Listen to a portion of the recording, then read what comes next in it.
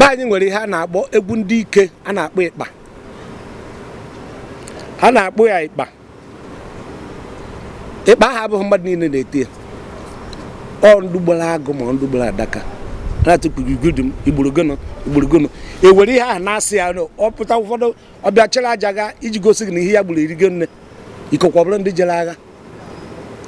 Enwere ịkpa, enwere nke bụ igo bụ egwu amala a na-akụ igo ahụ ọ na-akakarị ụmụ agbọghọ na ụmụ okorobịa njọ n'isi maka egwu igo ahụ na-atọ. Ụfọdụ na-agba esinye ite n'ọka hafịa ole ọkụ ebe a na-achọ ka eje tee igo n'ama ya bụ na ịkpa nwee igo. Enwere nke a na-akpa chikoro eji eje mba eji eje iri na mgbe izuzu ọ pụtara ịpụta na-asị ị na-ete egwu a egwu ndị ime obodo mana kịta chikoro ahụ na-ewu ebe ọbụla. Ka m ghara ije kwube dịka egwu eji agụgụ ụmụaka na egwu ndị ọzọ a na-agụkwa akụkọ iro akọchara agụghị egwu na ya ọ bụghị akụkọ iro. Ịma na mgbe ahụ anyị enweghị dịka a na-eji ekiri telivishọn a na-eji eme nke a na-eji eme nke na ọrụ na anwụ ọnwa tibeghị akpọpụta ndị mmadụ anọla na-akọ akụkọ iro na-agụ egwu ya na ya enwere ịkpa nwee igo nwee achịkoro nwee so egwu ogene sọsọ ogene ka eji akọ ya ọ na-ewu ewu kịta mekwa ụmụaka be anyị a na-asị gị na onye ahụ enweghị ọrụ onye na-eti ogene kịta na-enwe ego maka o nwere ka ihe ga-esi daa ebe ada. Ụfọdụ asị gị kedu ka ndị unemployed ndị na-enweghị aka ọrụ mana ịbịa nọrọ anụ chee uche fụ na ị nwere ike iji egwu ahụ ọ bụ na Chukwu nyere amara ịgụ egwu ma ịkụ egwu iwefutie tinye uche na ya eje na-ekpo ya na ihe eji eme ọ bụ na mmadụ ka kpaa ndị mmadụ amụ itinye uche na ifu na ị ga-eji eji obodo oyibo. O nwego onye Yoruba m fụrụ o ji ịgba talking drum je obodo oyibo ya na egwu bara ụlọ ada agwago egwu one na one egwu karịrị na ọ na-adafụta amara ihe ya na egwu ahụ ya. Anyị nwere ịkpa nwee igo nwee achịkoro nwee kedu egwu ọzọ egwu ri nne mana nne lụta ha na m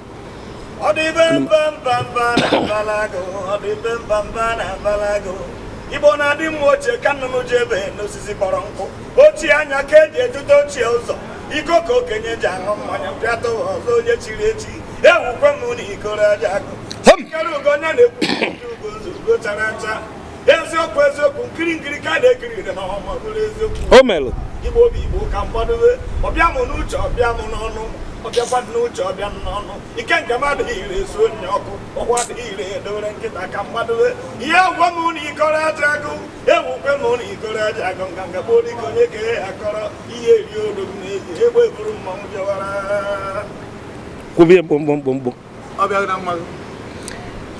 Agwara m unu na o nwere ihe ya abụ ewere ọnụ kwuo mmadụ awụba aja eji eje agha mgbe a ọ bụrụ mgbe na anyị nọ n'iru ọgụ ewe ego udoro egwu a ngwa gị ihe o megworo m o si n'ụkwụ bịa m n'isi ifu na onye aha ya atụtụ egwu ọnwụ obejiri du ya otu a onye nọ ya n'ihu nọ na nsogbu nya ọbaka uru.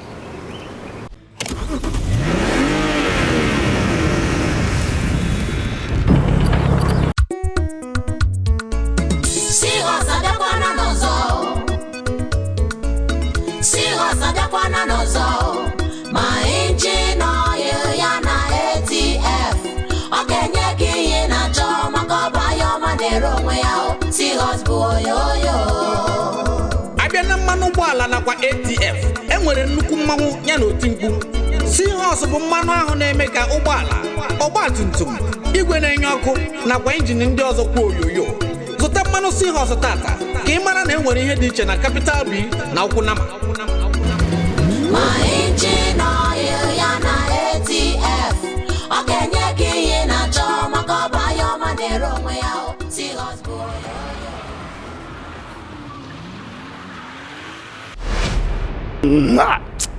ọba amakwara ọba egwu ọdịnala Zinike. Kedu anyị ga na-achị azụkọ unu nye anyị agba nke abụọ nke ugbu a mana kedu nke unu ga-achụ nye anyị ugbu a? Ihe anyị ga-enye gị bụ ọkanga. Ọ bụ mụ na ndị na-ekiri anyị taa. Ndị na-ekiri anyị ife anyị enye unu bụ ọkanga. Ndị Igbo na-anụ onu anyị enye unu ọkanga. Ya bụ ọkanga bụ egwu eji mara ndị Nkanụ. So anyị bụ ozuru mbọ ọnụ. So anyị enye unu etegburu ọnwa ete ede ọzọ. Nwaanyị ada agba. Ọsọsọ ụmụ nwoke maka egwu ọkanga bụ egwu ụmụ nwoke. So ọ bụ ọsọsọ bụ anyị na-eti.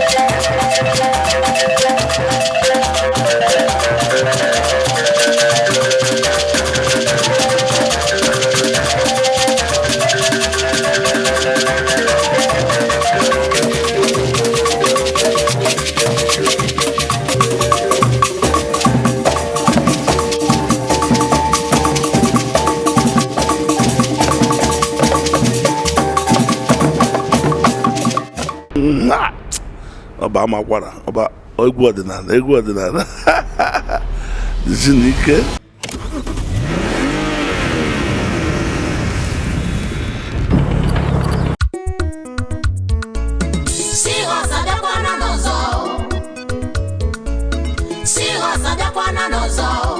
ma injin oil ya na ATF ọ ga-enye gị ihe na-achọ maka ọba ya ọma na-ere onwe ya Seahorse bụ oyoyo.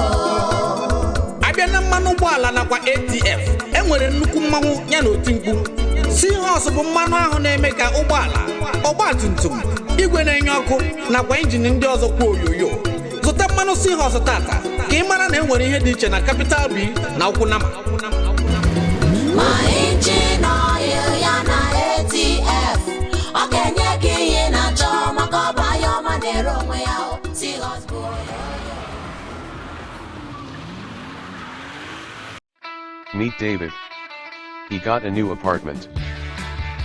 David's apartment was so empty, he need to buy some electronics and home appliances. He is thinking of how and where to buy the products. David got a new microwave from the market. His microwave stopped working some minutes after use. David's fiancée, Mary, is coming to visit. On getting to his house, David was busy lamenting over the products he bought. He told her how has been cheated, stressed, puzzled. Anthills.com.ng came to her mind and told David to check it out. David visiting www.anthills.com.ng. David purchasing a new microwave and some other home appliances. His order was delivered to his doorstep in less than 24 hours, after making payment with his card.